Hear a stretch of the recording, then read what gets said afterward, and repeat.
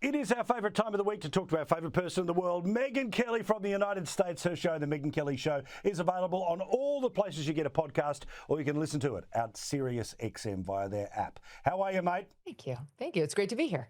Now, before we get to fashion and space, big news today that the Supreme Court is opening the way for Donald Trump to continue on with his ban on transgender people being able to serve in the military. What do you think?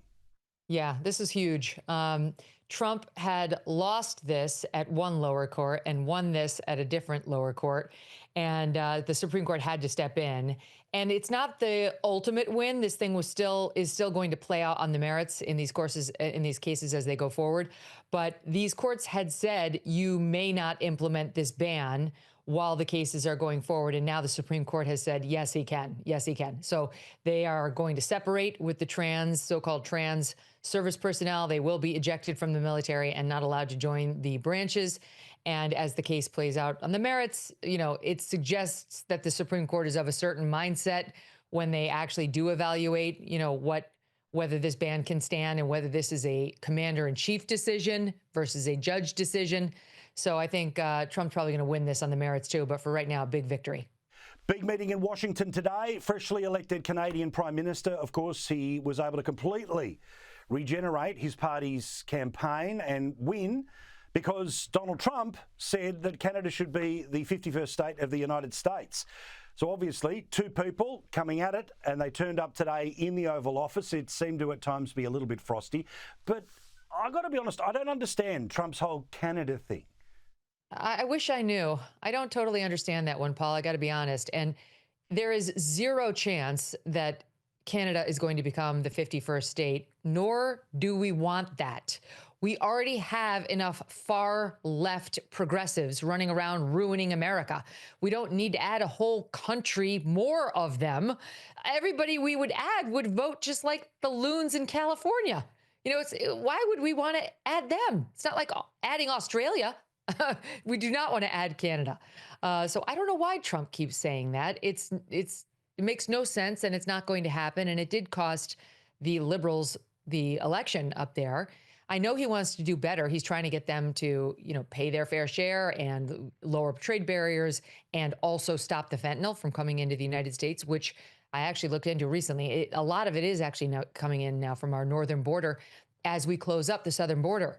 So, these cartels are not going to be stopped. So they're going around, they're going up the West Coast, and they're bringing it in through Canada. So we do need Canada to crack down on things like that. But I'm not sure about the constant antagonism other than it's Trump's way of calling attention to an issue, which he's very good at. Now, I can't believe that people who worked so closely with Joe Biden, like the cable news presenter and former White House spokesperson Jen Psaki, are still pretending they had absolutely no idea about the man who was melting before our eyes. I mean, all of these people who work, usually in these White House press offices want to be cable news anchors. It's a stepping stone to becoming a cable news anchor, which, okay, that's fine. But ideally, you wouldn't just lie every day, all day. Ideally, like Caroline Levitt does a good job of finessing it. She'll spin, she'll get out of bounds, but it's rare that you hear her with the blatant lie like you would hear from certain other press secretaries. And with Jen Psaki, she did try to spin. She tried to avoid the blatant lie, though she did blatantly lie. But as soon as she got on MSNBC, she was like all in on the lying. She was fine with the lying. And now she wants us to believe that neither when Biden's aide nor behind the anchor desk at MSNBC did she ever see Biden's infirmity. It was a total mystery to her, which is another lie, the biggest lie of them all. Some of his biggest and most infamous problems were happening prior to when she left the White House in May of 2022. All the shuffling around, all the short stairs, the falling up the stairs, the little sneakers he needed, wandering around the White House. You and I were talking about it on this show. You were interested in it in Australia, and she didn't notice while she was his top press aide? Bull. That's just a lie. And then as soon as she went to MSNBC, he had the moment where he forgot that the congresswoman he called out was dead, even though they had just played a memorial to her on the overhead video. And then he's like, where is Jackie? She's dead. She died. Hello. That happened She didn't go on her show and say, this is a continuation of a long pattern, or, gee, I'm concerned too. She ran cover for him. They all ran cover for him. It's completely dishonest, start to finish. Now let's get to the so-called beautiful people and their prom, their Year 12 formulas, we would say here in Australia, the Met Gala. And I'll be honest, as a blokey bloke, I don't care about this event, but I know plenty of people do, and they seem to have outdone themselves with wankery in 2025. I know. And honestly, it's like, it's part of a trend. You know, we're seeing this everywhere. Chrissy Teigen, that moron, showed her underwear at the White House Correspondents' Dinner, which was with the president a couple of years ago.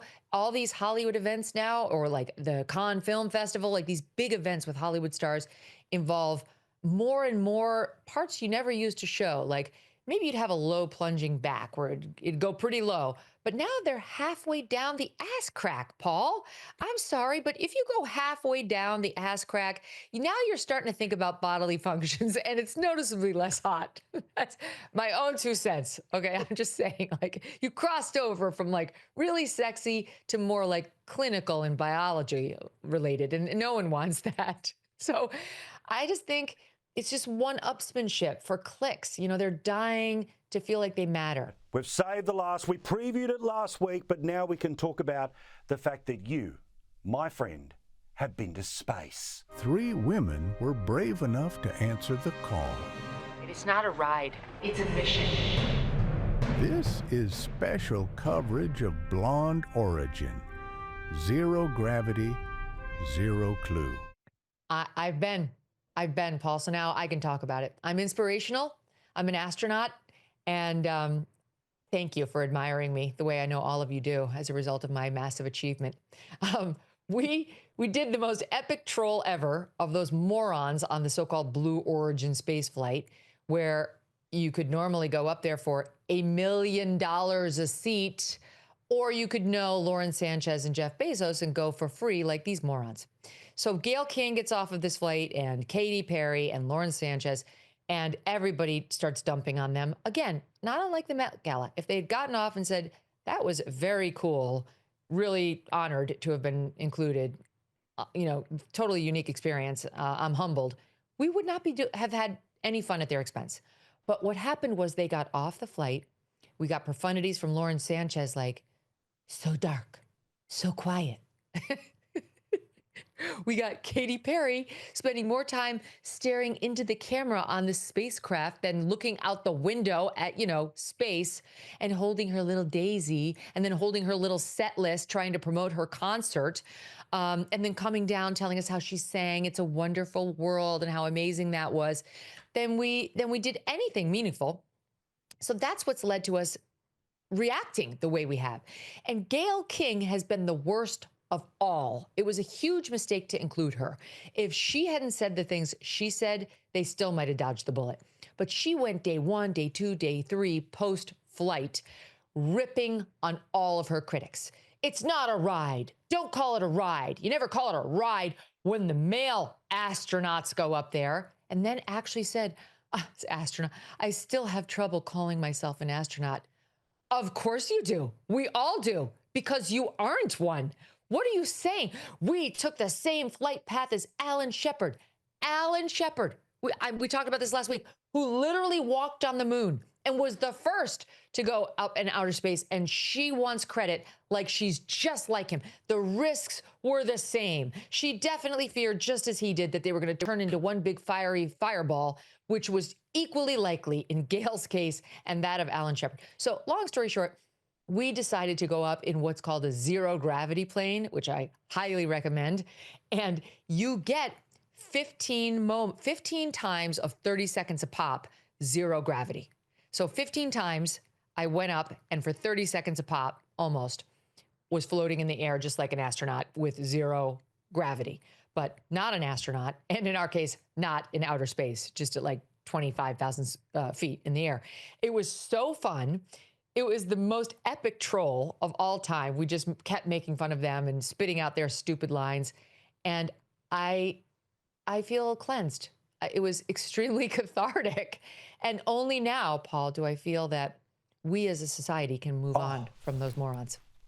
I think that you've touched the face of God, but you haven't just touched the face of God, you've done it with the back of your hand in that loving and understanding way of touching those we care for. Yes, like I did it and I felt that. And then I turned to the camera and gave it a middle finger, because that's really what God told me he felt about the messaging that was coming out of Blue Origin. Ours was called Blonde Origin, and it was zero gravity, zero clue. That was our tagline, and really should have been theirs. I urge anybody given this opportunity to try to have, again, the theme of our discussion today, some dignity while they do it, and some humility once it's over in speaking about your big accomplishment.